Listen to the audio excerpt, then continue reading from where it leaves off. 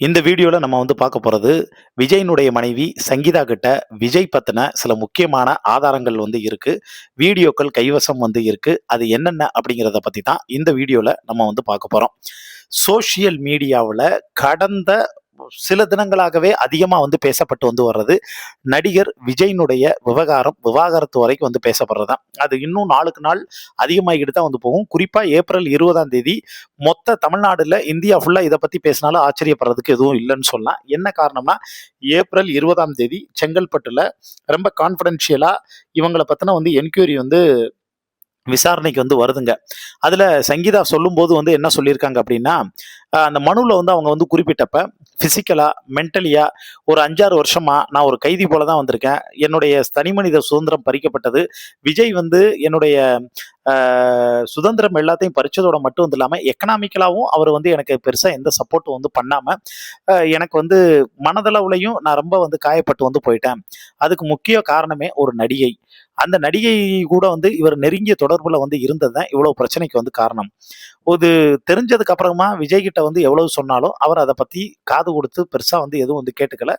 இன்னும் சொல்ல போனா அதிகமா ஆக்கத்துக்கு அதை பண்ணாரு அப்படின்னே சொல்லலாம். அப்படிங்கிற மாதிரியான விஷயங்கள்லாம் சொல்லிட்டு, நாங்க மறுபடியும் 2 பேரும் சேர்ந்து வாழ்றதுக்கு பாசிபிளே இல்ல. அதனால எனக்கு அவர்கிட்ட விவாகரத்தும் ஜீவனாம்சமும் வாங்கி கொடுத்துருங்க அப்படிங்கிறத தெளிவா போட்டிருந்தாங்க. விஜய் ஒருபடி மேல போய் என்ன பண்ணாரு, அதாவது அவரு அதாவது விஜய்க்கு இயல்பாவே ஒரு குணம் இருக்கு.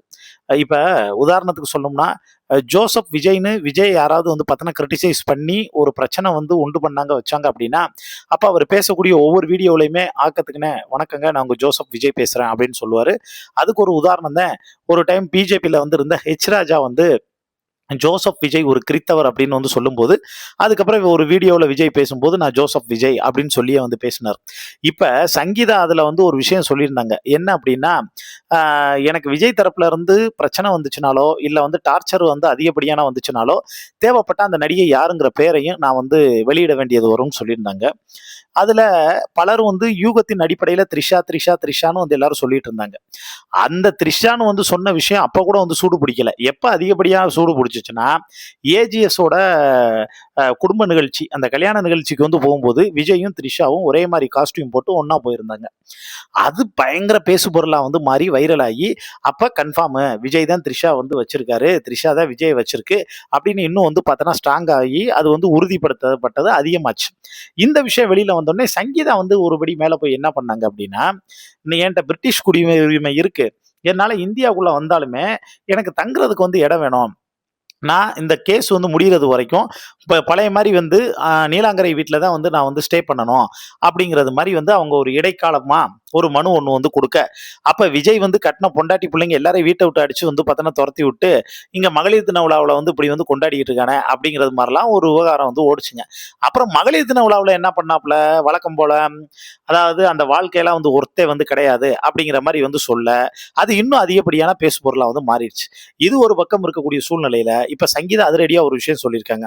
அது என்னன்னா, விஜய் அதாவது தன்னை ரொம்ப நல்லவரா காட்டிக்கிறதுக்கு அவர் எந்த எக்ஸ்ட்ரீம் லெவல் வேணாலும் போவார். ஆனா அதே சமயத்துல விஜய்க்குன்னு ஒரு பெரிய கூட்டம் இருக்கு, பெரிய சப்போர்ட் இருக்கு. அதனால நான் வைக்கக்கூடிய ஒவ்வொரு குற்றச்சாட்டு ஆதாரம் இல்லாம இருந்துச்சுன்னா, அது அப்படியே திருப்பி என்ன அடிக்குங்கிறதுனால, விஜய் செஞ்ச ஒவ்வொரு குற்றச்சாட்டுக்கான ஆதாரம், வீடியோ என்கிட்ட கைவசம் பார்த்தோன்னா இருக்கு. ஏப்ரல் 20ஆம் தேதி அதை கோர்ட்ல சப்மிட் பண்றதுக்கு நான் தயாரா வந்திருக்கேன். அதுக்கு முன்னாடி அவங்க தரப்புல இருந்து அழுத்தம் இன்னும் ஜாஸ்தியா வந்துச்சுன்னா, அதை எப்ப வேணாலும் நான் பிரஸ் மீட் வச்சு அந்த வீடியோக்கள் எல்லாத்தையும் கொடுக்கணும்னு வந்திருக்கேன் அப்படின்னு சொன்னதுதான். இப்ப அங்க இருக்கக்கூடிய சுத்து வட்டாரங்கள்ல எல்லாருமே ஆடி போய் வந்திருக்காங்க. பல பேர் பார்த்தோன்னா அதை என்ன சொல்றாங்கன்னா, விஜயும் த்ரிஷாவும் பார்த்தோன்னா இருக்கக்கூடிய போட்டோஸா இருக்கட்டும், வீடியோவா இருக்கட்டும், அதாவது அந்தரங்கமா பர்சனலா இருக்கதாகட்டும், அதே மாதிரி இவங்க சேட் பண்ண ஹிஸ்டரியா இருக்கட்டும், அதை தாண்டி விஜய் த்ரிஷாவுக்கு வாங்கி கொடுத்த சில ப்ராப்பர்ட்டிஸ் டாக்குமெண்ட் இதுகள்லாம் இருக்கட்டும், மேபி இதெல்லாம் இருக்கும் அப்படின்னு பரபரப்பா பேச ஆரம்பிச்சிட்டாங்க. இதை பத்தி உங்களுக்கு தோணக்கூடிய கருத்துக்களை கீழே இருக்கக்கூடிய கமெண்ட் பாக்ஸ்ல மறக்காம மென்ஷன் பண்ணுங்க.